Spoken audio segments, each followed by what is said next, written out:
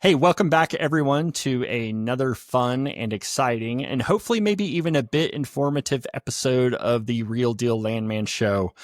Drew usually gets the honor of kicking these off, but I have so many questions for him right now that I wanted to catch him by surprise. Drew, first off, you're really hyping it up. You're saying this absolutely incredible episode coming up. Like that's putting a lot of pressure on us. Hey, right our feedback from both of our listeners say that they usually lose interest in the first 45 seconds. So I thought it was prudent to throw out that bait to keep them hooked. I would argue with you, but I completely believe you. Yes. Hit me with some questions. Yes. Okay. So where are you? I thought I'd do something special today. And this is coming from the Hopkins Palatial Estates here in North Oklahoma City, Edmond, Oklahoma. We are under a severe storm and tornado and hail watch. And so everybody is kicked out of the office. It is go home, find shelter. It is supposed to be rolling through here any minute. And so that what I want to do is I'm a glutton for trying to get some publicity for this stinking show. And so I thought if I could set everything up right in front of a window, I'm just telling you, for anybody watching on our YouTube channel, you may see some nickel to dime size hail, as Mike Morgan says.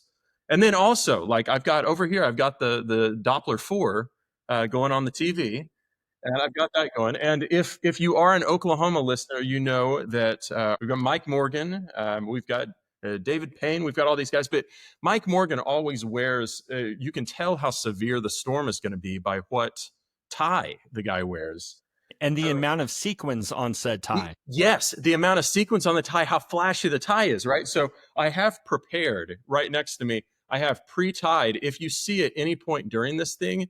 So the pink tie, I think we're in the clear, okay? I just want to tell you in the clear. Now, the flashiest tie I could come up with, now this is purple and it's got a lot of pizzazz to it, a lot of silver stuff in it. And if you see me put that on, or if the feed cuts for any reason, know that Drew Hopkins's Real Deal Landman days may be numbered. So we've got a nice view for you behind, and if you start seeing the trees swaying, know that it's on its way in. Did you let your house staff? Did you let all the staff at the palatial estate? Did you let them go home, or their main priority is my safety, which I need them all to stay here. What I really love about your setup here is that you still have your lights up.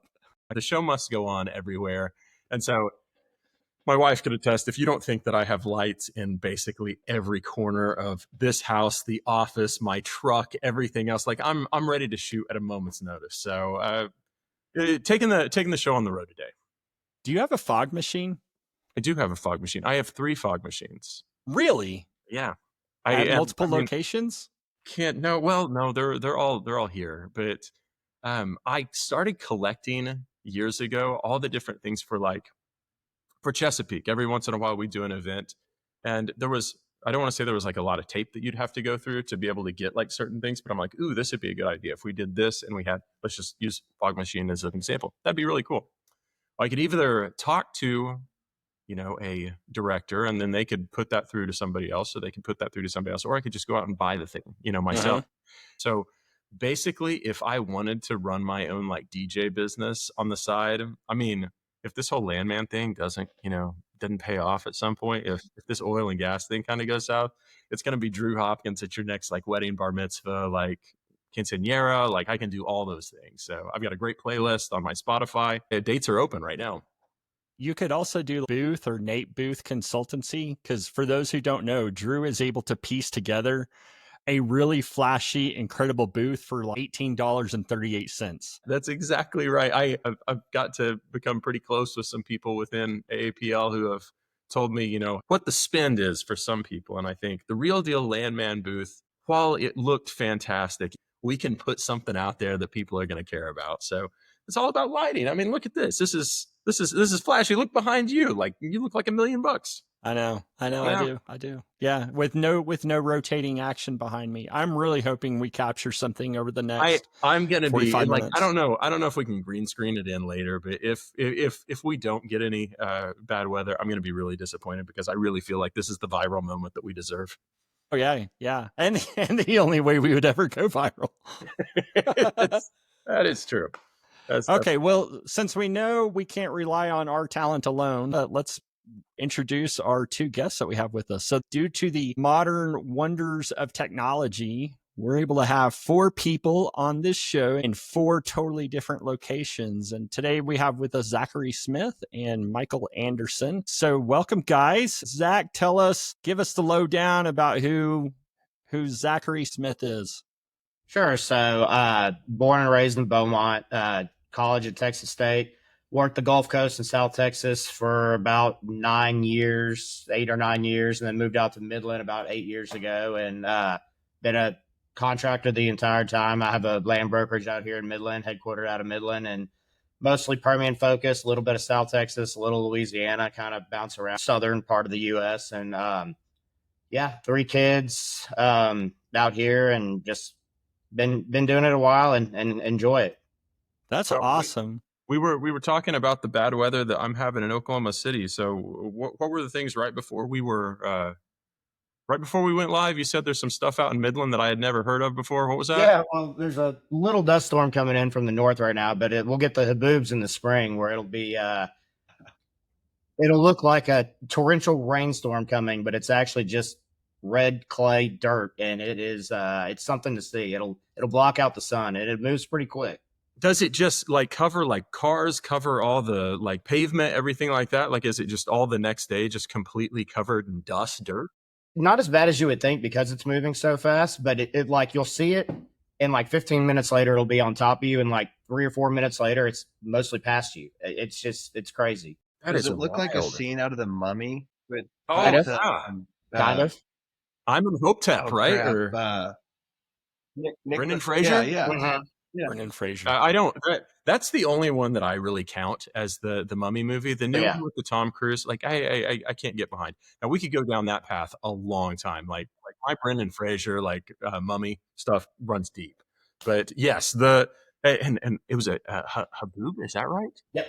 Okay. Yeah, there's actually a local brewery here, Tall City Brewery, and that's one of their popular beers. It's called the Haboob. No kidding. Yeah. I was just out at Tall City the last time I was there, having a little happy hour with some people. It's a good brewery, definitely. Yeah. Do you like living in Midland? You've been there what, 8 years now? Yeah, right about 8 years. I do like it. Coming from smaller town Beaumont, this is just slightly bigger. It's far. That's the only complaint I have. It's far from everything, but other than that, I really like the people. I like the actual city. A lot of opportunity out here, so it's hard to beat. Do you think, without getting into the just weeds of it, do you think fair representation on the Landman Show of Midland life? So, having not watched a single episode, from what I've heard, I would say no. What? I didn't mean to not watch it. I planned on watching it, and then I missed the first episode or two, and then kind of was like, well, I don't really care that much to go back. I'd read everybody's report at that Right. point, kind of, and was like, I'll watch it at some point, I guess. But It's just yeah, binge it on another Haboob day. You know, that thing's coming in, rolling in, just, curl up on the couch and just That's right. watch Billy Bob Thornton. That's right. No, yeah, nothing against it. Just didn't start it, and then just kind of let it go by the wayside. But from what I've heard, no, not really. Little exaggerated. I had a lot of friends want to reach out and ask me how dangerous my job actually was. It's like, well, probably more likely to die on the way to work than anything else. But Midland drivers aren't always the best. I hear you. Well, we're really glad you're on here today. Yeah, And then appreciate Mike, y'all having give us a little background about Yeah, yourself. so born and raised in Norman, Oklahoma. Bounced around quite a bit from contract land to in-house family offices, all the way from Wyoming to Kansas to South Texas. Currently the director of land for Venator Resources, which operates in 6 states: California, Wyoming, Utah, Colorado, New Mexico. And Yeah, live and reside in just outside of Park City in Heber City, Utah, so I can access the assets that I manage in the Rockies for Venator. So How big's your land team there? Is it just you and a couple other you're people? looking at them, Drew. There's the land team. Sweet. We've got the division order Yeah. analyst, lead lease analyst, and owner relations specialist right here. So it's it's fun. Was in Dallas before, working the same Utah asset, and it's came visited about once every quarter, and now Venator moved me up here, and get to shoot out to the field and see 3 different types of geologies in 2 hours from Park City all the way over to Vernal. So it's good. So we've got nickel to quarter to dime size, or not dime size to nickel to quarter size hail. Wrong way. We've got that here. We've got the Haboobs in Midland. What have we got in Utah, where you're at, that kind of stays with your weather pattern? They're called squalls. Okay. To where just this really intense wind will come in, and I'm telling you, I swear, rain comes from my feet up at some times. So it's like the moment stuff starts blowing over, I'm like, kids, get inside, and then it rains super hard for 10 or 15 minutes, and then the sun's out, and we go on down the road. How often does that happen? And what type of year is it? Is it spring? Is it summer? Predominantly spring. Okay. Anywhere between, we've had a few this May, but really kind of late July, late August, into September, and then it starts turning into snow. And obviously we're at 5,600 feet here, so the snow is also a huge, but no hail, thankfully, no severe weather. But I do miss getting in my hidey hole when I did live in Oklahoma. So You a skier? yes, yep. You like skiing, snowboarding, anything outdoors. Oh man, so pretty. You can't beat the outdoor activity there. No. That's amazing. Good. That's really good. And do you also have an energy management degree from UCL? OCU, Oklahoma. Yeah, OCU. It's Masters of the Masters of Science in Energy Management. So yeah, That's awesome, yeah, man. it was a good. I saw you had done that. I just adjunct teach there.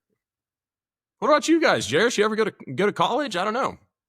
Did I go to college? I'm just kidding. I know you did. Yeah, I did. I went to college. I- We had a couple of months ago, we had a snow squall in Colorado Springs. I had never heard of that before. We had some light flurries, and then it just kept coming down harder and harder and harder. And I was in my office working, and it was about 8:00 at night. And all of a sudden there was this sound and like this rush up against the house.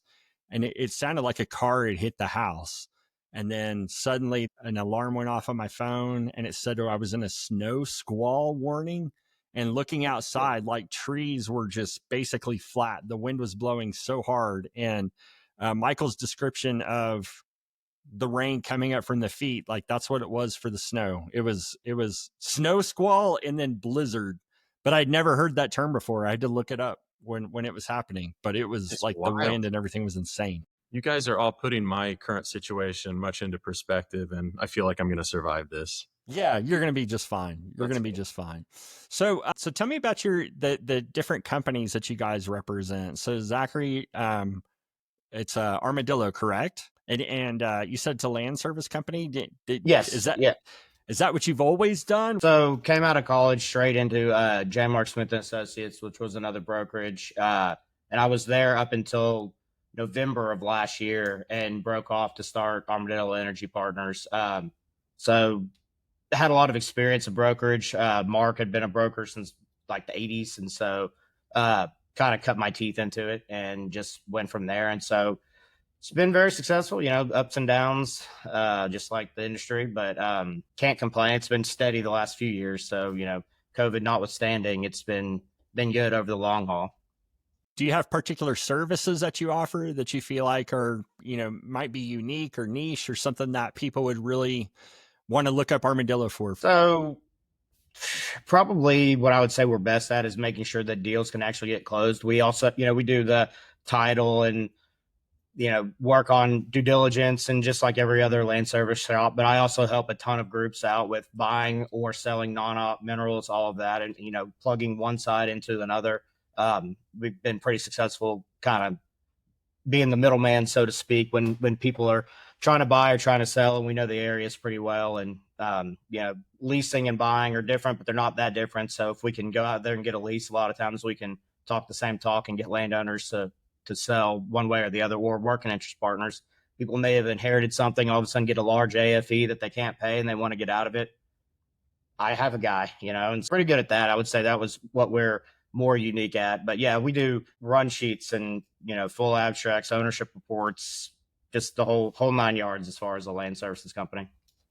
Very cool. And Michael, tell us the composition of Venator. Is it a family fund? Are you guys PE backed? What's kind of the genesis of the company? And then you mentioned assets that are all over the place. Are those all operated or run by Venator? Are they different entities?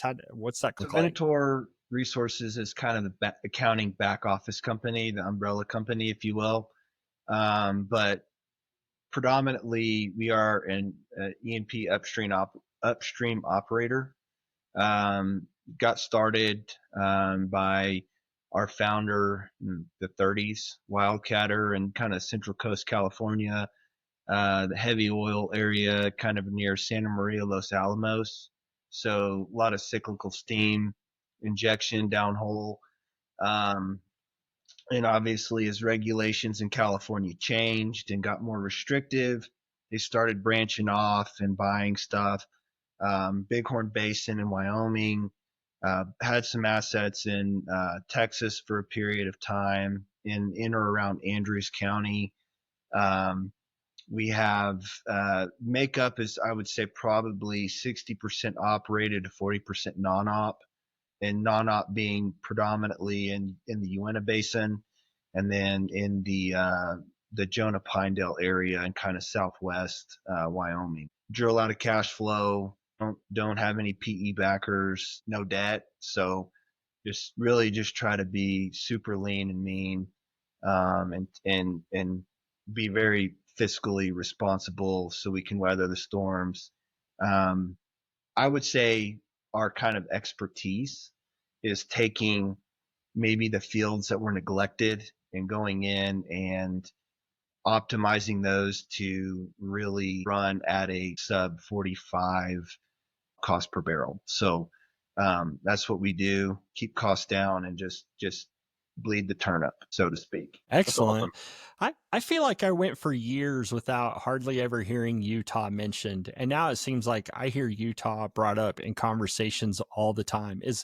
Was that just me and my naive perspective, or has there been like activity, or has commodity prices, or like, is there something that has brought Utah more to the forefront than what it was in the past? It's compared to the Permian-esque, just multi-stack formations. If you look at this latest M&A transaction between XCL and SM, they show this cube development that shows 18 different producing formations, and they're really only targeting four to five of them. I think the biggest constraints for the Uinta is obviously getting the crude from the northeast part of the basin to Salt Lake, and it's all via truck. So the town that I live in, they're trying to revitalize downtown, but you have 1,000 tanker trucks go through our town a day with just dual trailers trying to get this black wax or yellow wax to Salt Lake, and really no infrastructure to get it out of the basin. However, the state's doing a great job of advocating for, rail spurs that get it from Price down to the Gulf Coast, to where they strip off the paraffin, and you use that paraffin and wax to create biodiesel. As a whole, the basin produces about 150,000 barrels a day. And out of that, 120 goes to Salt Lake, and then about 30,000 goes to the Gulf Coast. But it's definitely picking up steam. The Another drain is just the mixed bag of ownership between fee and tribal to BLM to state. There's just a lot of nuances with the basin itself as a whole. That's Very really interesting. cool. You know what I like listening to Michael here on this, and you see this from those guys that are a land department of one, is that they obviously get to interact a lot with the engineers and the operations folks. And so he's throwing around terminology that a lot of people who are in big corporate land environment don't get to hear very often, let alone use it. Talking about wax and paraffin and the logistical operations of getting it in and out of it. That's really cool. It's very neat. Yeah, it's fun. I mean, I coming from, chaparral days and mid-con and seeing some of these other basins, you have a blowout and it's like, the farmer's mad that he's got oil sprayed on his wheat, where, here it's just, it comes out of the hole and out of the well, and it you can scoop it up with a shovel and you're good, so it's pretty cool. I can show y'all a little sample of a yellow wax and black wax. Yes. And yeah, it's I didn't realize how hot this basin was going to be, but yeah, it's really cool. Really interesting. Yeah, we would absolutely love to see that. That's kind of a cool little show and Yeah, tell let here. me go grab it real quick. And while he's grabbing that, Zach, like, walk me through, because you said you came right out of college, straight into it. What I always like to know, what caused you to want to go into oil and gas? Did you have family in it? Sounds like a family connection there. That's right. Okay. So J. Mark Smith and Associates, Mark Smith was my father. No. So I had been around it my entire life. And if you hadn't have gone oil and gas, what do you think would have been another line of work that you would have liked to have looked into? That's what I asked myself through all of 2020. What was I about to have to do? I think we all did, right? We all definitely did. Yeah, I don't know. I originally went to school thinking I would possibly go to law school. And then after freshman year, I was like, I don't think I want to do any more school. So didn't do that, but got a real estate license. I guess I could fall back on something like that. But yeah, I don't know. Hopefully don't have to really worry about it for a while anyway. I think we're in pretty good shape, and it sounds like Armadillo is. Do you have it in a growth mode right now? Like while you're in Midland, are you looking to continue to expand operations? Do you solely work with companies in Midland? Do you reach out to Houston? No, just all over? Houston, Dallas, mostly. I don't want to get too big. I just don't have the bandwidth at this point to expand too large too quick. But I don't mind having we had an office in Houston until last month was the last month. I'll probably open up another one here fairly soon, and then maybe Dallas. I don't know. It depends on what the price of gas does. If there's warranted for Haynesville activity again, possibly. But I don't foresee myself going all over the country and having 20 offices and all that. I have too much of need to have my fingers in it. There's just no way I could spread myself that thin. So in growing up with it, was your dad encouraging that you do what you're doing now, or No. Okay? No, not at all. They just, is there more to the story? Yeah, I was born in 87. So, 86 bus and all that had just happened. And, when I was young, it was just like, you have no business getting into land. And then coming out of college in 09, I mean, things, had been looking good for a while. And it was like, there was no reason not to. There was so much work going on in the Gulf Coast at that time in South Texas that I couldn't have come out of college and done any better starting out, I don't think, than going into land. So it made sense, and I already had the connection. So, it fit at that time. Yeah. So is he still saying get out of this as soon as you can, or? No, I think he's over that. Okay. All right. Okay, Michael, what do you have for us? So this is from one of our wells, but you can see it does not move. It's kind of like the jar of hot fudge that's in your fridge that hasn't been heated yet. It's starting to, you see it's starting to kind of come out, but it's starting to move. Yeah, it does. That's interesting. Yeah, it does not move. So kind of one of the things is everything has to be. We have to use some wellhead gas to heat tanks to 165 for it to be marketable. If they show up, marketer shows up and it's not 165, whenever they pull it out of the separators and treaters, and they're going to the next tank. So It's So they don't even don't even take take it it. at that Yeah. point. No. Wow. That's really interesting. What other jars of stuff do you have laying around your office? I've got some other stuff from California, which is like it's asphalt. It's used for asphalt, which creates another kind of nuance as well with terms of like royalty payments and things like that, because there's about a 6-month delay from production at the wellhead to it getting to the asphalt refiner and then getting bought and sold. So there's some nuances with royalties and working That's with interesting. landowners to make sure that, they're paid and, timely or pursuant to the actual oil and gas lease. But, Does that require, and I mean, forgive my ignorance here, does that require an additional type of lease, or is that under the header of like oil and gas or other hydrocarbons? Is it all wrapped up under the same bow as just like a normal oil and gas lease, or to get something like that out that's going to be specifically going for asphalt creation, is it a completely separate no, lease? so same lease. Okay. The biggest thing is, I think as regulations kind of changed, the company saw this need to kind of reclassify the oil that we were getting out of the ground. So, and then we partnered with the group to create a asphalt producing arm. And with that being said, it's just like going to, as the regulations changed and then refiners got shut down. I think having good relationships, and it was predominantly, you're dealing with one person representing 4 family members or siblings, and just saying, hey, regulations are changing. We're trying to do the best we can to get you guys royalties. Last thing that I kind of want to ask you before I know we've got to move on, but is something like that more recession proof than just normal oil and gas operations? Whenever you know that you can sell or go to the creation of like asphalt, because I would think we're always going to have this demand for road work, for construction, for everything like that.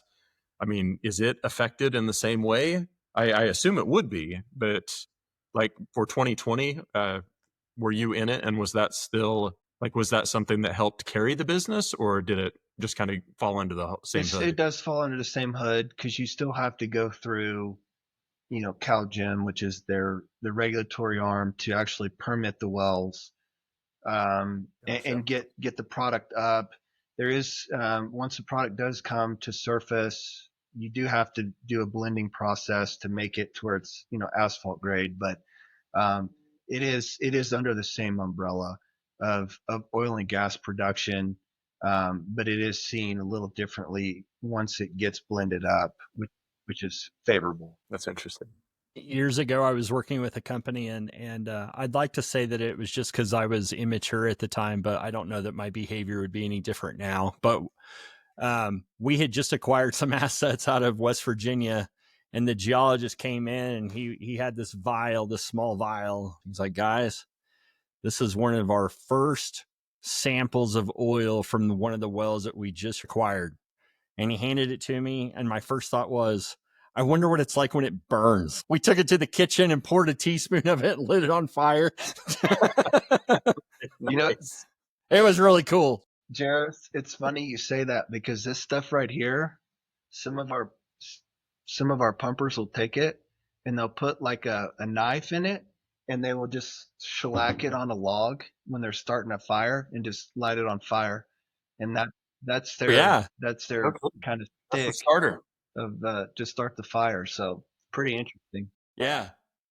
What I remember is I was amazed that even just like a teaspoon, I was amazed at how long it burned. Like it was not just like a quick, burst. It was a really slow burning deal that lasted a long time. It's almost like at one point in the early years, people could have used it as a fuel for lighting in their houses. Yeah. Crazy, right? Absolutely nuts. Yeah. So at this point, people might be wondering, we've got 2 great guys that are on here, but what is the connection between Zachary Smith, a land service company operator out of Midland, and Michael Anderson, the director of land of Venator out of Utah. What do they possibly have in common with each other to where we would have them both on?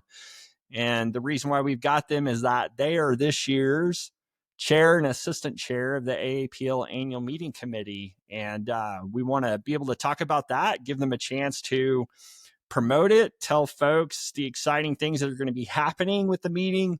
And if they haven't signed up yet, why they should definitely sign up and plan to go. In a nutshell, guys, why does AAPL have an annual meeting? The annual meeting is kind of a big blowout. They try to make it a fun week to have everybody there, keep them as informed as possible as what's going on inside the organization from a financial standpoint, also from like what they may be lobbying at that point, keeping track of bills and everything, and kind of what AAPL does. So they try to make it a fun week that you can also come and be informed and get your continuing education credits as well. So this year it's in Kansas City from June 18th to 20th are the dates. Big kickoff party on the 18th at the hotel, which is the Lowe's in Kansas City, which is right outside of or I guess probably part of downtown. Beautiful hotel. It's really nice. Yeah, it's very nice. It's large too. There's going to be several things going on, which will be entertaining for everybody that attends. But yeah, it's a fun event. If anybody has not ever been to the annual meeting, there's a lot of things going on, a lot of social aspects that you can go do some networking. But this year we're offering 14 and a half CLE or CEs also, and they're getting CLEs for the attorneys from different states as well. Most states are around 9 to 10 on the CLEs, with a handful still pending. So we'll have some really interesting speakers. And then also the AAPL Celebrates, which is kind of our big thing Thursday night. We have a band, the Lost Wax Band, that's going to come and perform. It's at this old theater called the Midland Theater in downtown Kansas City. It's really beautiful. It was built in 1920 something, so it's almost 100 years old. What they've done in there is spectacular. It's all hand carved. And when you go in there, they say if something breaks, there's one company that can come in and fix it because it's all one piece. It's not like a bunch of pieces put together. It's beautiful. So it's going to be a lot of fun that night. Seated dinner, open bar. I know there's going to be a few awards such as like the Landman of the Year award that there'll be a recipient that may or may not be on this podcast right now. Will be receiving while he's there. So yeah, I think it'll be a lot of fun.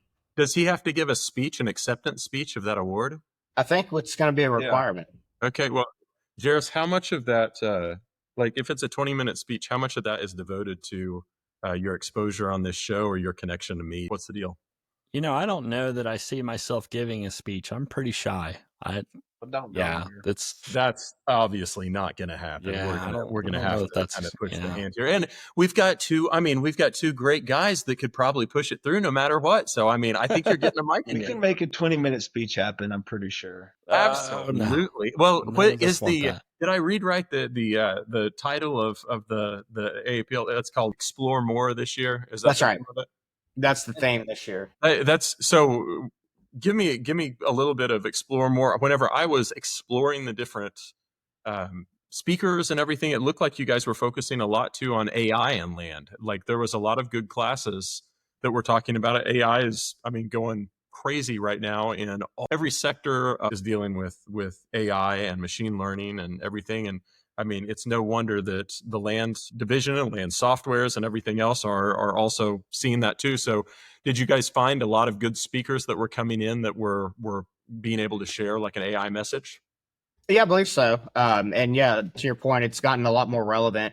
And it will continue to be a lot more relevant in our field, more so than a lot of people probably think. It's definitely going to change a lot of things for our industry. And so the more you can learn about it I know we have an ethics speech on it as well. Also, informative side on how, you can learn to use AI to do your job better and things such as that. So I think they'll be very helpful to the people that are not as familiar with it. I don't use it probably enough. So it'll be interesting to see what you can do with it and how to kind of implement that into your daily life as a landman to help you do your job more efficiently. And I think as a whole too, the theme, year over year, we try to make these events very catered to what is relevant and what is, a hot topic. Obviously AI has been catching fire. Boston last year, we had a robotic dog. To your point, Drew, like as things start catching fire, data centers is going to be another hot topic. we just try to cater the events to a diverse background. So attendees, when they do come and they do register, that they get a lot of meat out of the event. It's the broad spectrum of land work and what's on the forefront as well. I haven't been to the Lowe's in Kansas City, but a few years ago, annual meeting was supposed to be in Banff. And due to COVID, et cetera, that venue had to be changed, and they moved it to Arlington, Texas at the new Lowe's venue. And I remember thinking, this isn't Banff, but I still had to go. I was committed for some things, and so I went to it. And I got to say, like, that whole facility, that Lowe's facility that they had built is just so cool. Like, the hotel is amazing, the little entertainment venues that are connected to it. Obviously in Arlington, the ballpark is right there as well. When I found out it was going to be at a similar property, I was really excited. Like, it's a really, really cool property and experience to be at one of those. And if you guys have seen it, I mean, obviously you can attest to it better than I can. Yeah, we did a site visit there in the fall. Me and Hunter Bucher, he was the chairman last year, and yeah, we had a lot of fun. Is there? I mean, the annual meetings that I've been fortunate enough to attend to in the past, absolutely a blast. Like Jerris said, the Arlington one was great. Boston, amazing.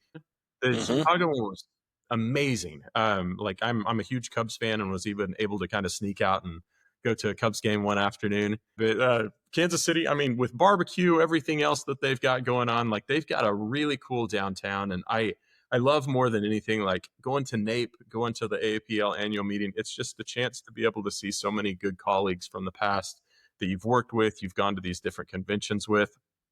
You get to see a lot of your friends, you get to connect and hear how their companies are doing. I always have been super appreciative of the different speakers that have been able to bring in. It means a lot to be able to come in and learn what's we're going to be looking towards, like what new technology or what we need to be, on the watch for. But it's always a good time, and I know how much work goes into it. So hats off to you guys for the conference that's going to be going on in like a little less than a month, right?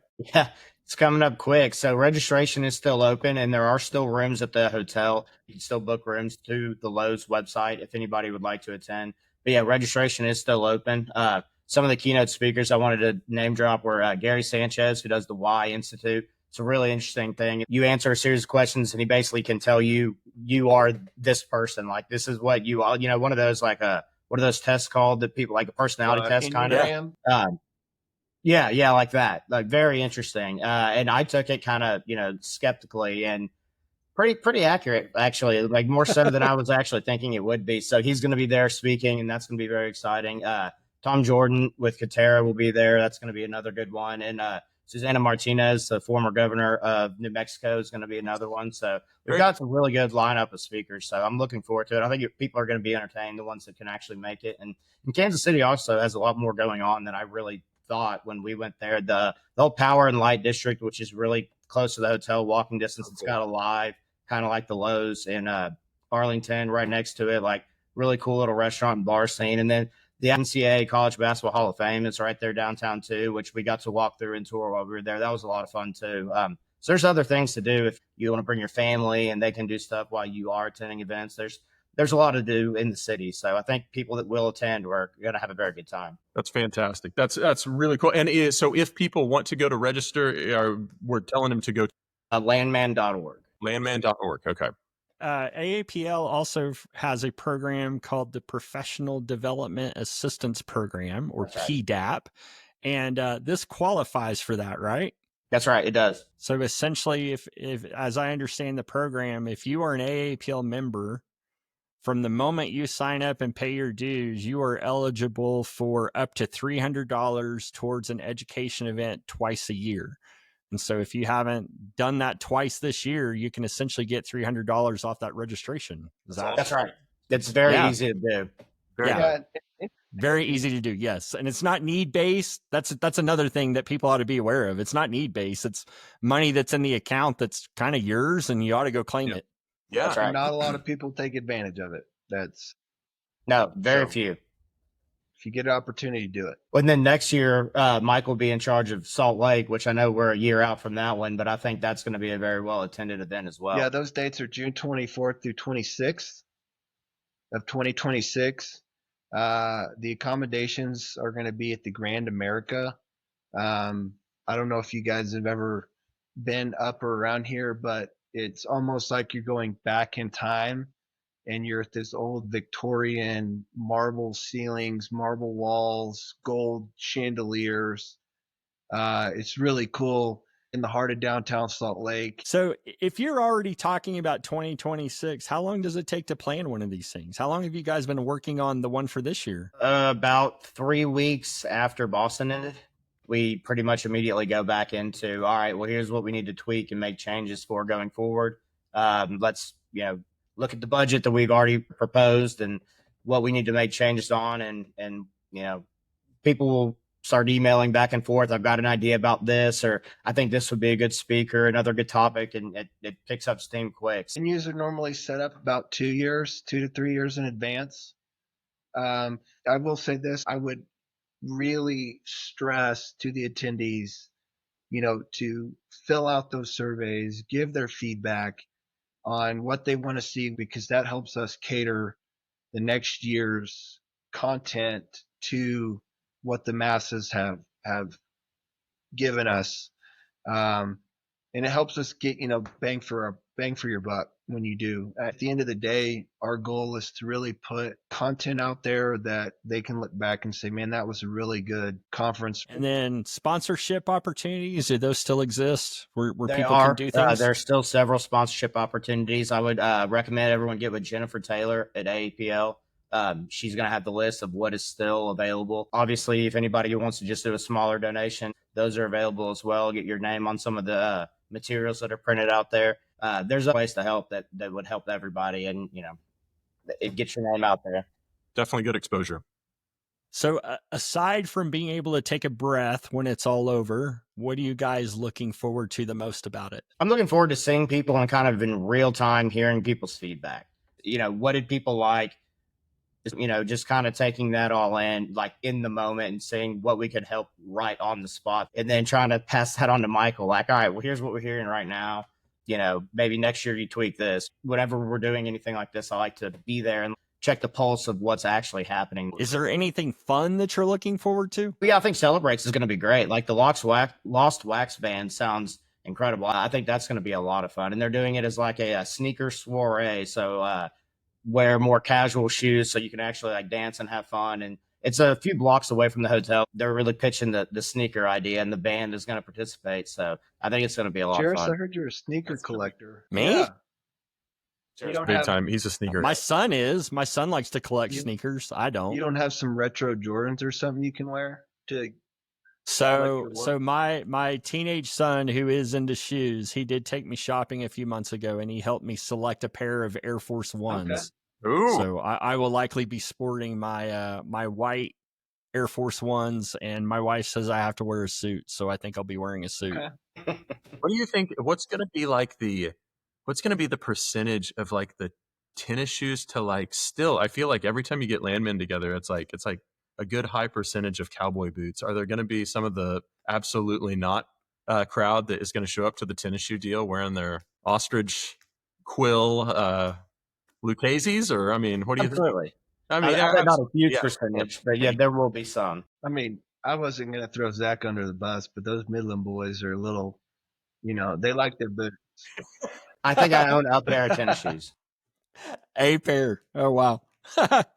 All right. What about you, Michael? What are you looking forward to, whether it be in relation to your responsibility that you have, or hopefully something fun? I think as a whole, you have East Coast, West Coast landmen get together. You start having conversations at the networking events, or outside after a speaker, after a session you attend, and just hearing how small of a world and how connected the industry is, and just hearing what's going on. For the most part, 90% of the year, stay in your little bubble and know what's going on in here. But just, I think the networking component and just the content that we've put out there is what I'm excited to, hear the feedback. And at the end of the day, just getting around other colleagues. And, I was thinking something the other day of just it was a small world, met somebody, they were in the oil and gas industry, didn't realize we crossed paths at another company. And it's just interesting just to see the 6 degrees of separation, where it's like somebody knows somebody that knows somebody, and you just spark it up. But just how friendly the industry is and how everyone's super nice. That's what I'm looking forward to. Cool. Hey, Drew, did Michael just tell us that Kevin Bacon is going to be at the annual meeting? I was getting, oh man, he had such a good moment there. And I was like, immediately, isn't it the 7 degrees of Kevin Bacon? Yeah. But Yeah. I didn't stop. So there's another bonus. Kevin Bacon will be at the annual meeting. I think he's going to do the footloose dance too. That'd Yeah. be great. Very nice. Well, guys, congratulations beforehand on all the hard work that you've put into it.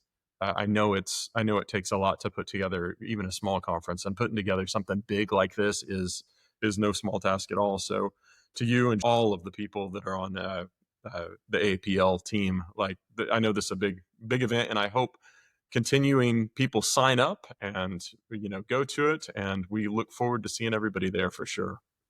Yep, it's not too late to get involved as a sponsor. It's not too late to sign up and register. And so hopefully we've got a lot of folks who are there going to join us. Drew, do you think maybe we'll have some slap bracelets? There may be some slap bracelets. They may be a live taping of the Real Deal Landman. I don't know if we can get the man of the hour away for 30 minutes to an hour to be able to film something. I'm going to bring lights. I travel with them well, so we'll see what we can do up there.